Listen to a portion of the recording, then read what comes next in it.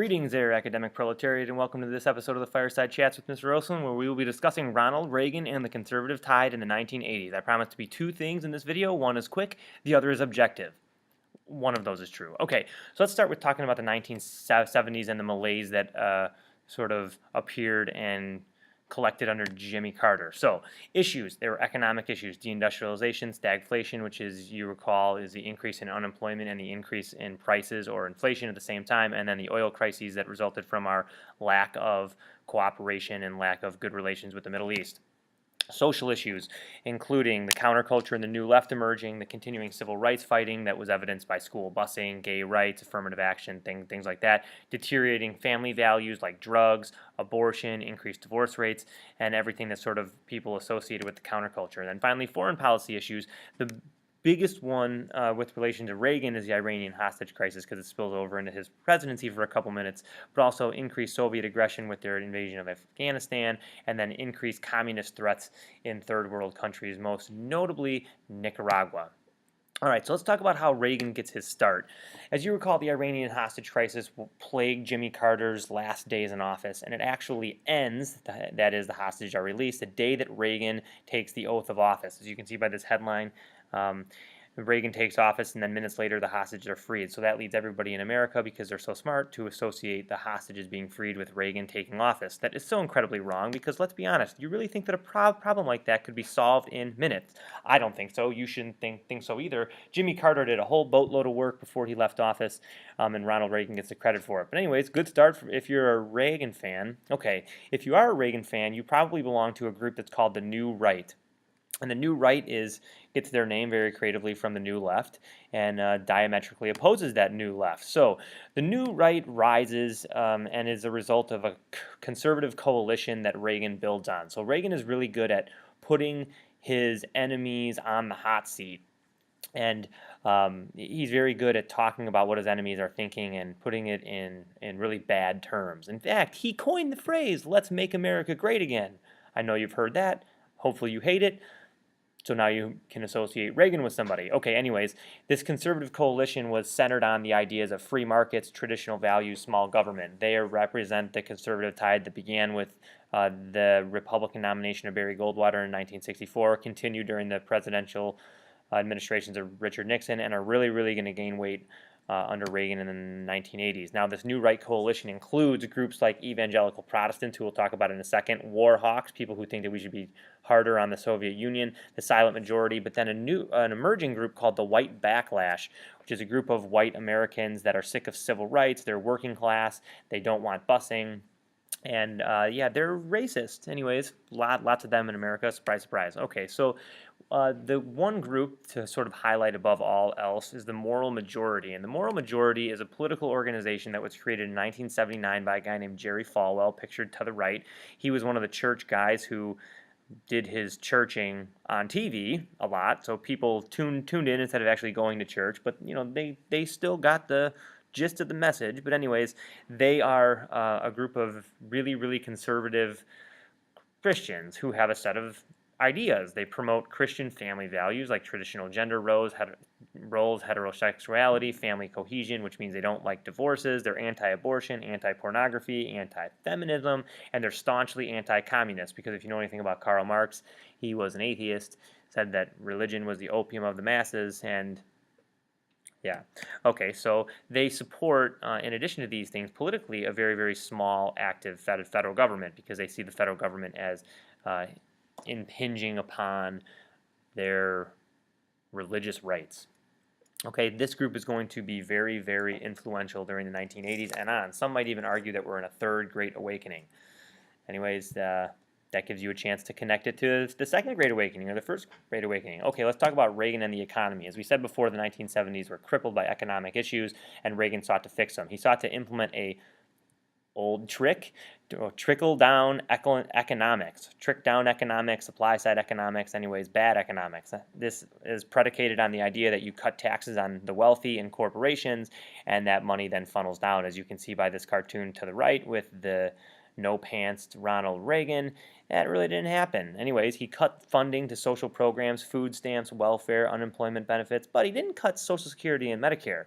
Interestingly, though, And this shows you the heinous motives of Reagan. He cut social programs and increased the size of the military, which seemed like, we're going to have guns instead of, schools.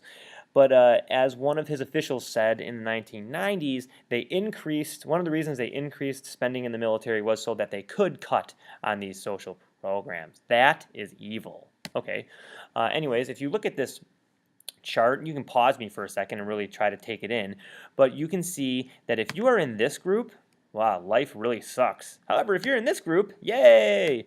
All right, so now let's talk about Reagan and Labor. Reagan sought to crush unions, even though he was a part of one in the 1950s, but by the time he was president, he thought that unions had gotten out of control and they were too closely tied with businesses, and he had a point there, but still, unions, he was definitely short-sighted with regard to the positive impact that unions have on the workforce. Anyways, the first big confrontation comes in his early presidency in 1981, when air traffic controllers who tell planes where to fly go on strike, and Reagan warns them that if you go on strike, he's going to fire you because that strike is illegal, which it is illegal for federal employees like air traffic controllers to go on strike. But hey, if your jobs suck, maybe you go on strike to make it better. Anyways, Reagan had no patience. He fired them all and put the military in charge of their jobs. Now, just to give you an idea of how, or the impact that this has, employers then start adopting anti-union stances, and union membership drops. In 1960, union membership was roughly 30% in America, and in 2000 it was down to 9%. And that's largely due to the rhetoric that Reagan was espousing towards unions. Okay, now Reagan and social issues is kind of riddled with hypocrisy and irony. Now, he wanted to address above all else, drugs and alcohol use. So his wife, Nancy, starts the DARE program with fancy lines telling people just say no to drugs, which is, you can look around, worked smashingly. He also wanted to maintain a family structure, or advocating for a family structure, traditional families where, mom and dad works, mom stays at home, which of course encourages anti-women's rights ideas. But it's also ironic because Reagan himself was divorced. Okay, anyways, during the 1980s, we saw one of the few health epidemics in American history, and that would be the onset of AIDS in large numbers in America, and Reagan sought to deal with that problem by cutting medical funding. What a guy. And then finally, he argued that government should be colorblind. If you ever hear somebody say that, that's usually a white person who's a racist using code for let's stop giving black people rights. Colorblind. Right. Okay, so now let's talk about Reagan and foreign policy. This is where Reagan gets a lot of his weight. He instituted a policy. It wasn't a formal policy, but it's what historians have come to call it, called rollback. He didn't think containment was harsh enough, so he wanted to be tougher on communism, and he sought to roll it back. So not only contain it where it is, but actually try and make up ground for democracy, in quotes. Now, the guy pictured in the bottom right, his name is Mikhail Gorbachev, and he became the Soviet premier in 1985, which was a great year in American history because it was the year that Mr. Olson was born.